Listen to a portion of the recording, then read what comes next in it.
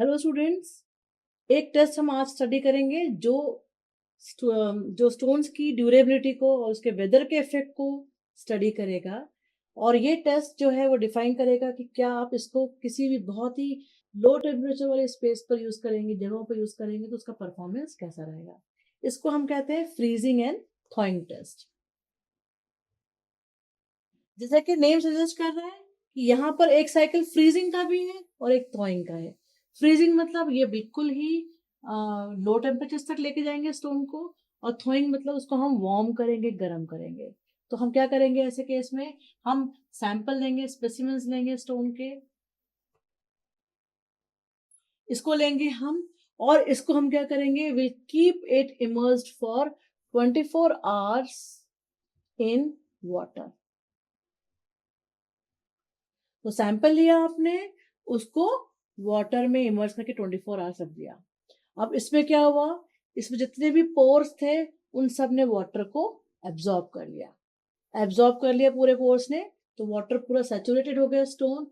फिर हम इसको लेंगे और इसको हम रखेंगे फ्रीजिंग मशीन में।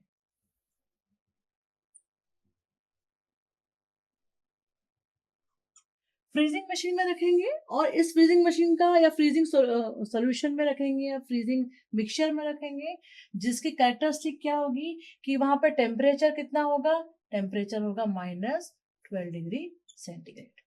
तो आप इसको रखेंगे, again that will last here for 24 hours. तो आपने 24 आवर्स के लिए फ्रीजिंग टेम्परेचर पे उस स्टोन सैंपल को, जिसमें वाटर एब्जॉर्ब था, सैचुरेटेड था, उसको रख दिया। और फिर उसके बाद यहां से आप उसको निकालेंगे बाहर, और उसको वार्म करेंगे। कितना वार्म करेंगे कि वो एटमॉस्फेरिक टेम्परेचर तक आ जाए। हमें कोई उसको एक्स्ट्रा हीट अप नहीं करना है, बस वो एटमॉस्फेरिक टेम्परेचर पर आ जाएगा।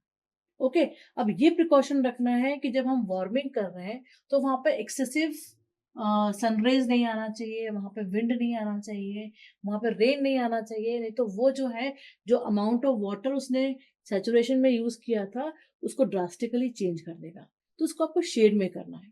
तो आपने ये कर लिया, और इसको आप बार बार बार बार इस साइकिल को सेवरल टाइम्स रिपीट करेंगे, नंबर ऑफ टाइम्स इसको रिपीट करेंगे। जब हम बार बार रिपीट करेंगे तो क्या होगा उस केस में कि यहाँ पर स्टोन में हम केयरफुली इसको स्टडी करेंगे, ऑब्जर्व करेंगे, और यहाँ पर इसका डिटोरिएशन स्टडी कर सकते हैं।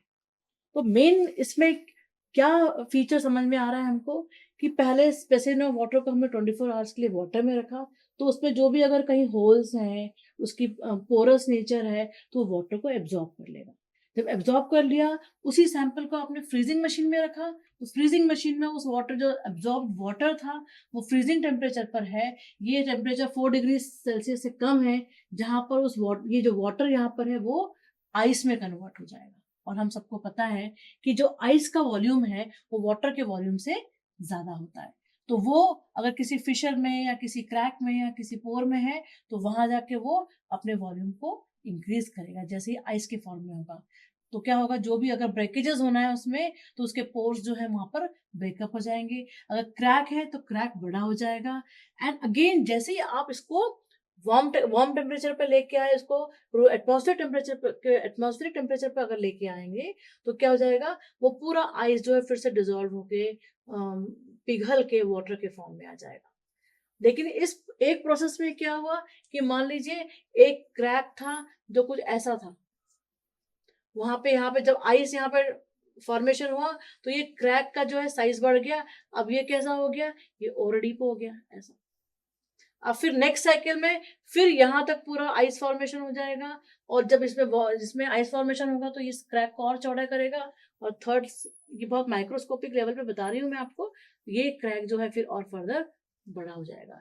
तो अलग अलग साइकिल्स जब हम करेंगे, इसमें नंबर ऑफ साइकिल्स करेंगे इसमें, तो आप देखेंगे कि अगर वहां पे स्टोन में कोई क्रैक होने की संभावना है तो क्रैक हो जाएगा, कहीं पर छिलका निकलने की संभावना है तो छिलका निकल जाएगा, कहीं पर ब्रेक होने की संभावना है तो वो ब्रेक हो जाएगा।